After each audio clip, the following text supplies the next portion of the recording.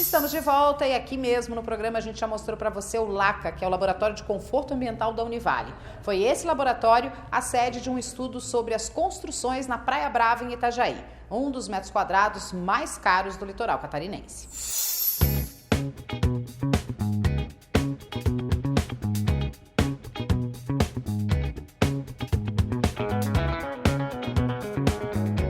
Motivada pela imprensa, o Laboratório de Conforto Ambiental da Univale fez um estudo da projeção da sombra dos prédios na Praia Brava, em Itajaí.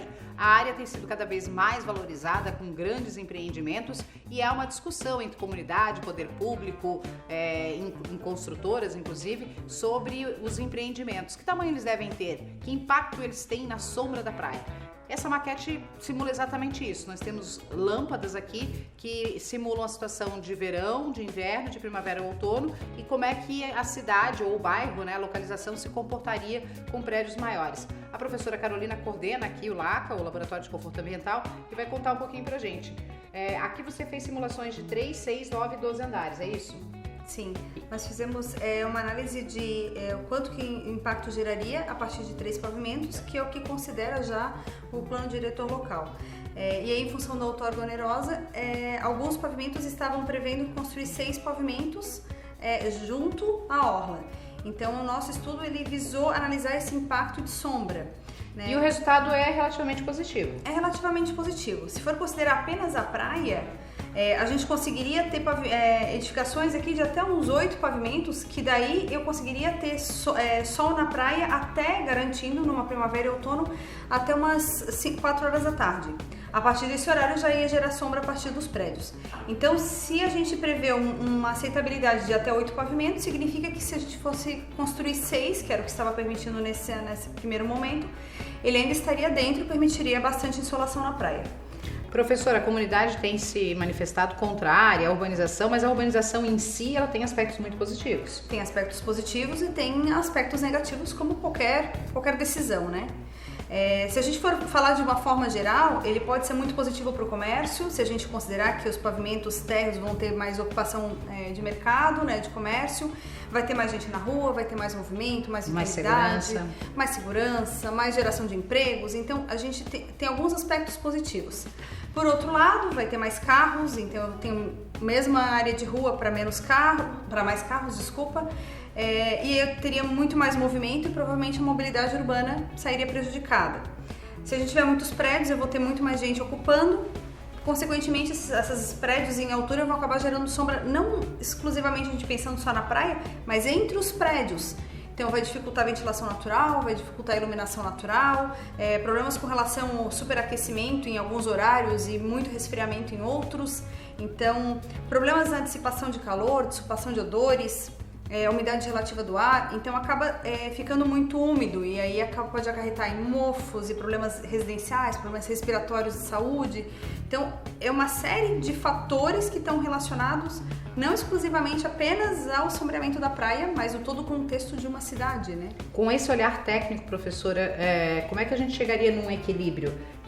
Ou seja, as construções atendessem os aspectos positivos da urbanização, como gente na rua, qualidade de vida, mais empregos, mas sem complicar por demais outros aspectos como ventilação, insolação, etc. Talvez até assim, aumentar alguns prédios, permitir alguns mais altos, mas aumentar os afastamentos, não permite todos altos num grande aglomerado, mas espaçar talvez um pouco mais, aumentar recuos, permitir que tenha insolação e ventilação num espaço público, numa praça, num parque, que a gente consiga equilibrar isso. Então, sair todos padronizando com a mesma altura não vai ser o ideal. Então, talvez a gente saia mesclando as alturas. Então, talvez mais alto, se um gerar sombra na praia, talvez não seja tanto problema um só. Todos pode ser, como é o caso de Balneário. O problema é que escolher esse um que pode, né? O problema é escolher esse um que pode, Então, a gente começa a ter que mesclar tipologias, né, morfologias diferentes para cada quadra e é um estudo muito mais exaustivo, assim, então teria que aprofundar muito mais para a gente conseguir determinar o que seria o ideal. Mas nesse exercício, né, relativamente simples, né, professora? Simples. Né, o trabalho aqui foi realmente de fazer o levantamento topográfico e de construção da região para a gente simular isso na maquete, mas a gente vendo aqui é relativamente simples afirmar de que não dá para ter 12 andares na orla, na beira da praia, e que também não dá para ser liberado todos os andares, mesmo que seja na segunda quadra. Mesmo que seja na segunda quadra. É muito prejuízo de acesso à qualidade, às questões ambientais, né, climáticas. Então, a gente vai estar priorizando, tá todo mundo preocupado em priorizar a praia, mas ninguém está preocupado em priorizar a qualidade ambiental dos espaços construídos, dos apartamentos, das áreas de lazer dos prédios, das áreas públicas da cidade. Então, não necessariamente só a praia, mas tem todo o resto do contexto, né? Então, assim, até 6 pavimentos, que é a grande discussão, não acredito que vai ser o problema. O grande problema é a gente ter grandes espigões, e aí eu teria muito sombreamento na praia. E a gente tem que se espelhar também em outras cidades e outras experiências e no conhecimento técnico já gerado dentro da universidade e pelo mundo afora.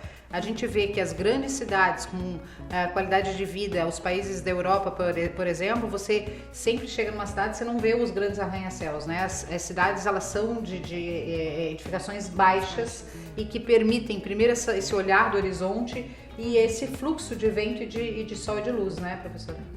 Tem alguns estudos, teve uma empresa a Velux, né, na Europa, que ela fez um estudo das residências, né? Então, como que as pessoas se comportam e todos os impactos que geram. Então, as edificações em Londres, por exemplo, as pessoas geralmente não abrem a janela, então não tem tanto acesso à iluminação e à ventilação. E, consequentemente, 80% das residências têm problema com umidade. Então fica a dica aí para as prefeituras, para os órgãos públicos, parar de decidir coisas nos gabinetes, na base do achismo e do talvez, quem sabe, e procurar realmente os técnicos para que, com base nos dados e nos estudos levantados, possam tomar as melhores decisões para a comunidade. É o que a gente espera, né, professora? Isso mesmo. Obrigada e parabéns pelo trabalho. Obrigada.